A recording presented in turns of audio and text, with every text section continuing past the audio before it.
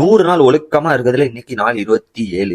ஒரு வழி 500 subscriber reach ஆயிட்டோம். இனி அடுத்த டார்கெட் 1000 தான். அதனால என் செல்ல குட்டிகளா சப்ஸ்கிரைப் பண்ணிட்டு பாருங்க. இன்னைக்கு வீட்டுல யாரும் கிடையாது. நம்ம தான் கற்பனைக்கு எந்திரிச்சு சாப்பாடு போடணும். அதை போட்டுட்டு நம்ம மூஞ்சில புதுசா வந்த உறுப்பினரை வரட்ட மாத்திரையும் வாங்கிட்டு நேரா வீட்டுக்கு வந்து சோற வைக்க எல்லாத்தையும் ரெடி பண்ணி வச்சுட்டேன். நான் கரெக்டா ஒழுக்கமா இருக்கேனான்னு என்ன ஃபாலோ பண்றவங்க கொஞ்சம் பேரு கரெக்டா உன்னிப்பா கவனிச்சுக்கிட்டு இருக்காங்க.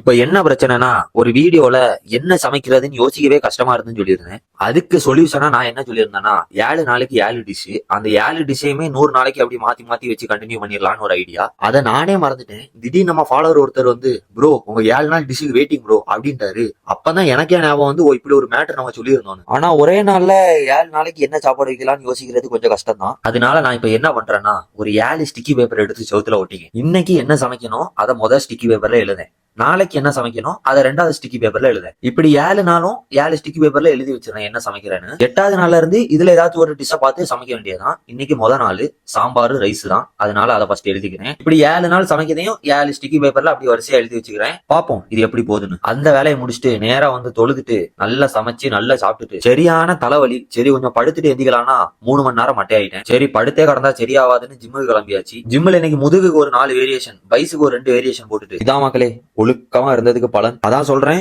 ஒழுக்கம் முக்கியம் மக்களே. மக்களே இவன் கிடக்குது மட்டும் பாருங்க. நல்ல சோஃபால நடுவுல ஜம்முன்னு ராஜா பகத் மாதிரி இருக்கு வந்திருக்கான்.